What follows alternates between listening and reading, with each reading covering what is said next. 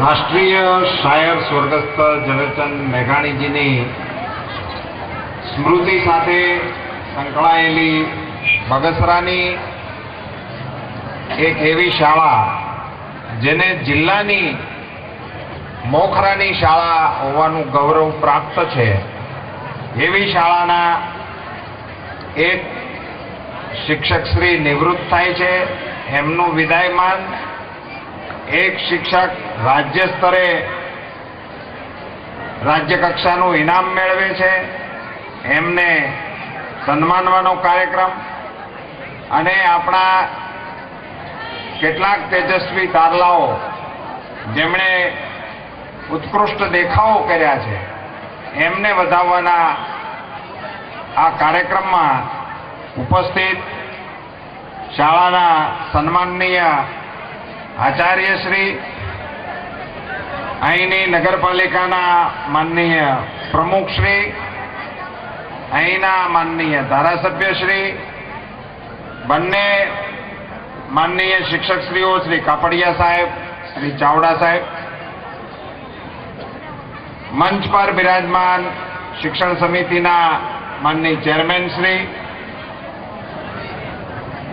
બગસરા નગરમાંથી પધારેલા સૌ ગણમાન્ય આગેવાનો, શિક્ષક ભાઈ બહેનો, વાલા વિદ્યાર્થી ભાઈઓ અને બહેનો,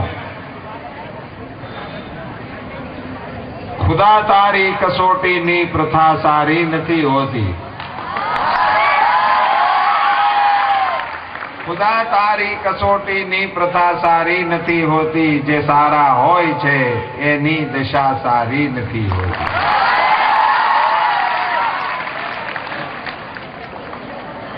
જે તાપમાં તમે બેઠા અને જે શિસ્તથી તમે આ કાર્યક્રમને ચલાવ્યો એ બદલ આપ સૌને સલામ.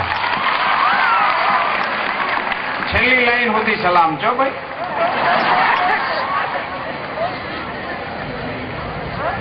શેખવા સાહેબે ડિસિપ્લિન માટે ગૌરવ લીધું, પણ એ ગૌરવને તાદ્રશ્ય કરવાની તાકાત અને કૌવત આ શાળાના વિદ્યાર્થી ભાઈ બહેનોમાં છે.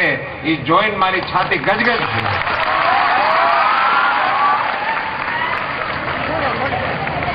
અમને કપાળેથી રગેડા ઉતરી અને પેનીએ પહોંચે એવો તાપ હતો, પણ એ તાપમાં તમે આટલી સ્વસ્થતાથી બેઠા હતા એ જોઈને હું ભૂલી ગયો હું તાપમાં બેઠો છું.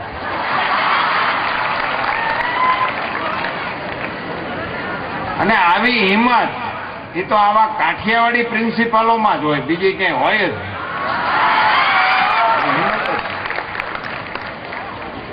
આ દ્રશ્ય જો લાઈવ થયું હોત, આને જો લાઈવ મીડિયામાં મૂક્યું હોત અને એનું જીવંત પ્રસારણ જો થયું હોત તો 2-3 બાબતોના ખુલાસા થઈ જાય.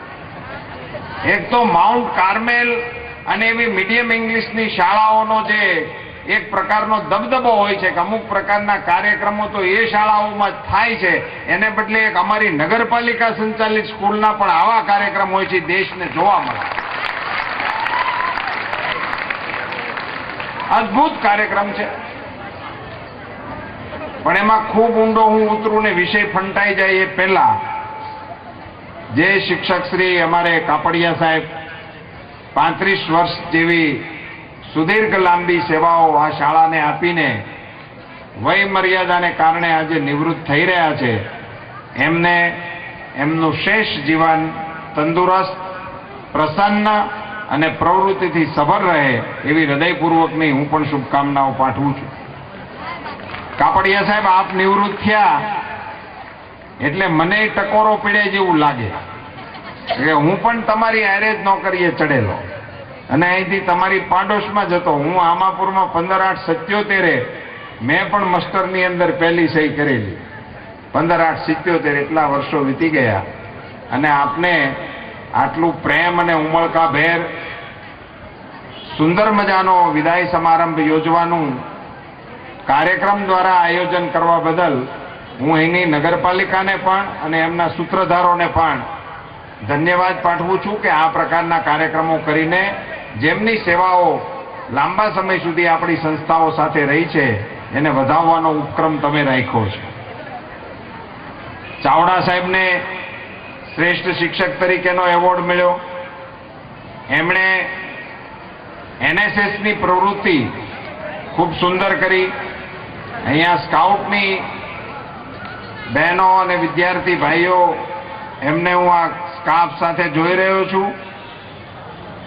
એનસીસીની જે પરેડ અહીંથી પસાર થઈ, આપણે પેલા નેશનલ ઇવેન્ટ્સમાં દિલ્હીના લાલ કિલ્લા સામેથી જેવી પરેડો પસાર થતી હોય એવી ખુમારી સાથે અને એટલી તાલબદ્ધતા સાથે અહીંની પરેડ પણ પસાર થતી હતી. અને એને લીડ કરતી હતી એક દીકરી. અત્યારે મને એ દીકરીએ કીધું ત્યારે ખબર પડી કે એના પપ્પા મારા વિદ્યાર્થી હતા. દેવમરા મારો વિદ્યાર્થી છે. હું હાઈસ્કૂલમાં આમાં પણ જ્યારે નોકરી કરતો હતો ત્યારે. કેટલી સરસ મજાની રમતગમતની પ્રવૃત્તિઓમાં અહીંના વિદ્યાર્થીઓ નંબર લાવે છે. એકેડેમિક કોર્સની અંદર પણ અહીંના વિદ્યાર્થીઓ નંબર લાવે છે. આચાર્યશ્રીએ એક તાજું પરિણામ જાહેર કર્યું, આજે જ આવ્યું છે, જેને નેશનલ સ્કોલરશીપ માટેની પરીક્ષા લેવાની જિલ્લા કક્ષાએ, એમાં પ્રથમ 4 આ જ નિશાળના દીકરાઓ અને દીકરીઓ પ્રથમ ક્રમાંકે આવે છે. મને તો એવું થાય છે કે હવે વયમર્યાદાનો બાદ ન નીકળે તો હું પણ પાછો આવી શાળામાં નોકરી કરવા માટે દાખલ થઈ. આવી શાળામાં શિક્ષક તરીકે કામ કરવા મળે એ પણ એક પ્રકારનો લાવો છે. મિત્રો, અત્યારે એક એવું માહોલ છે ને, તમે બધા જ્યાં રહેતા હશો, જ્યાં ભણતા હશો, ત્યાં એક એવી ચર્ચા ચાલે છે કે મીડિયમ ઇંગ્લિશ સ્કૂલમાં, માઉન્ટ કાર્મેલમાં, અમદાવાદની સેન્ટ ઝેવિયર્સમાં, આ બધામાં ભણતા હોય એમના વાલીઓ પણ થોડુંક ગૌરવ કરતા હોય છે કે અમારો દીકરો એ તો માઉન્ટ આબુમાં ભણે છે, અને એને લીધે એ અમારી યારે વાત નથી હરકી કરતા. એનો છોકરો ત્યાં ભણે એમાં એને એટલો બધો ગર્વ રહે છે કે અમારો છોકરો ત્યાં ભણે.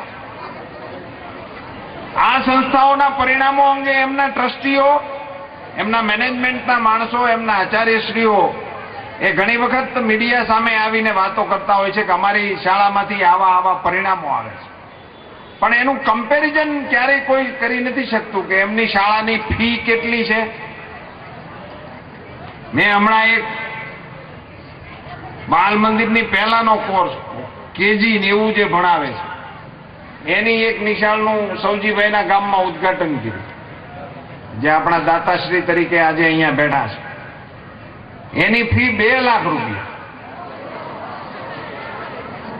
બાલ મંદિરની પહેલા ભણવા બેહારો એની ફી 2 લાખ રૂપિયા.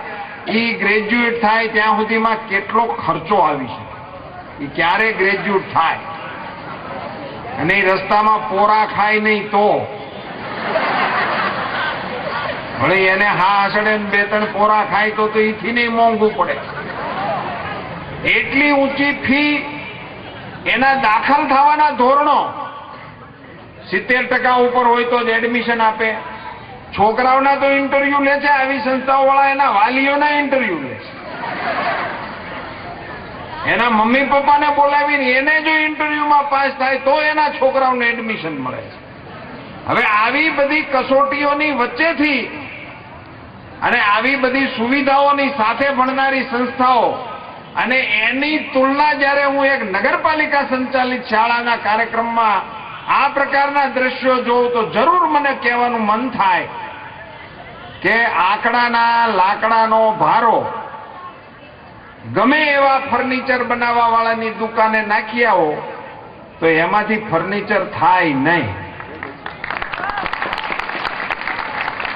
આંકડાના લાકડા હોય એમાંથી ફર્નિચર વાળો ગમે એવો હોય તો એ શું ફર્નિચર બનાવી શકે? લાકડું જો આંકડાનું છે. ફર્નિચર બનાવવું હોય તો વેઢી વાળું પણ હાગનું જોઈએ. એમ મૂળ તત્વની જે જરૂરિયાત છે, મને આચાર્યશ્રીએ દાખલો આપ્યો તો ખરેખર ખુશી થઈ. અહીંનો ભાઈ ઉકો એ અહીંનો સ્પોર્ટ્સમેન છે, નેશનલ લેવલ સુધી રમી આવ્યો છે, અહીંની ઝુંપડપટ્ટીનો વિદ્યાર્થી છે. એમને ઘેરે 2 ટંકના ભોજનની વ્યવસ્થા નથી, એવી ગરીબીમાં એમનો પરિવાર રહે છે. એ પૈકીનો એક વિદ્યાર્થી અહીંયા ભણે છે. આ સ્ત્રાવ ક્ષેત્રના વિદ્યાર્થીઓને નેશનલ સુધી લઈ જવા માટેની મહેનત જે શાળામાં ચાલી રહી છે એ ખરેખર તપવંદના કરવા જેવી શાળાનું માહોલ. એને માટે શાળાના આચાર્યશ્રી, એમનો સમગ્ર સ્ટાફ અને સૌ વિદ્યાર્થી ભાઈ બહેનોને અભિનંદન આપીએ એટલા ઓછા છે. હું એમના સંચાલક મંડળને પણ અભિનંદન આપું છું, કારણ કે મેં નગરપાલિકા સંચાલિત શાળામાં પણ નોકરી કરેલી છે. એટલે મને ખબર છે કે નગરપાલિકા શાળા સંચાલિત જે શાળા હોય એની શું સ્થિતિ હોય. ઈ નાનું એવું બિલ લઈને જાય ને નગરપાલિકા એને પછી પાસ થઈને આવે ત્યારે એને ખબર પડે કે એ વિધિ કેટલી અઘરી હોય છે. અને એવા માહોલમાં અત્યારના સ્પર્ધાત્મક સમયની અંદર આવા પ્રકારના દ્રશ્યો, આવા પ્રકારના પરિણામો, અને એ પણ ખાલી રમતગમતના ક્ષેત્રમાં જ નહીં, એકેડેમિક સાઈડમાં પણ આ જ પ્રકારના દ્રશ્યો ને 100% પરિણામ સાયન્સ વિભાગની અંદર આ શાળા લાવે. અને એ શાળાની આગળ એમ કહેવું પડે કે ગ્રાન્ટેડ તો આપણી એકમાત્ર શાળા હતી, બાકીની તો બધી સેલ્ફ ફાઇનાન્સ વાળી હતી સ્પર્ધામાં. તો એ તો ખરેખર જ શાળાની મહેનત છે, શાળાની તપશ્ચર્યા છે. અહીંના શિક્ષકો અને આચાર્ય સહિતની ટીમનું જે ટીમ વર્ક છે એનું આ પરિણામ છે. મિત્રો, આ બંને આચાર્યશ્રીઓ ભાઈ શ્રી કાપડિયાજી અને ચાવડા સાહેબ એ બંને નિવૃત્ત થયા. અરે ચાવડા સાહેબને તો હજી વાર છે, કાપડિયા સાહેબ નિવૃત્ત થયા અને એવો નામાના શિક્ષક છે. અને નામું એટલે હિસાબ કિતાબની વાત છે. અને એમના જેવું આપણા જિલ્લામાં કોઈ શિક્ષકનું કેલિબર નથી એવું આચાર્યશ્રીએ સર્ટિફિકેટ આપ્યું. હું કાપડિયા સાહેબને વિનંતી કરું છું કે તમે અત્યાર સુધી વિષય તરીકે નામું વિદ્યાર્થીઓને શીખડાવ્યું છે. હવે તમે એક જે યંત્રણા હતી નોકરીની એમાંથી તમે મુક્ત થયા છો. આટલી લાંબી સુદીર્ઘ સેવાઓ કરીને નિવૃત્ત થયા છો. નિયમિત રીતે નોકરી કરીને નિવૃત્ત થયા છો. શિક્ષકોને મોડા નથી આવ્યા એવું સર્ટિફિકેટ નિવૃત્તિને દિવસે મળે એનાથી મોટું કોઈ સર્ટિફિકેટ ન હોય. એને નિયમિત ન આવે એનીથી મોટું સર્ટિફિકેટ જ ન હોય. જો આવી વાત કોઈ એમની પાછળથી કહી શકાતી હોય તો એ ખૂબ ગૌરવનો વિષય હોય છે. હવે સાહેબ આપ નિવૃત્ત થયા પછી સમાજ જીવનનું જે નામું છે એની અંદર આપ અહીંના એક શ્રેષ્ઠી બનીને આ નગરની અંદર શૈક્ષણિક માહોલને વધુ સુદૃઢ કરવાની દિશામાં આપ આપની તાકાતને, આપની શક્તિને, આપના જ્ઞાનને લગાવો અને એનો ઉપયોગ અહીંના શૈક્ષણિક જગતને સુદીર્ઘ સમય સુધી આપના તરફથી મળતો રહે એ પ્રકારે આપ કામ કરતા રહેશો એવી એક નમ્ર વિનંતી પણ કરું છું. અહીંયા મને મનસુખભાઈ ભુવાએ વાત કરી કે આ તો નગરપાલિકા સંચાલિત શાળા છે અને નગરપાલિકા એટલે એમાં એક દી ભાજપનું શાસન હોય, એક દી કોંગ્રેસનું શાસન હોય, એક દી કોઈ અન્ય પાર્ટીનું શાસન હોય.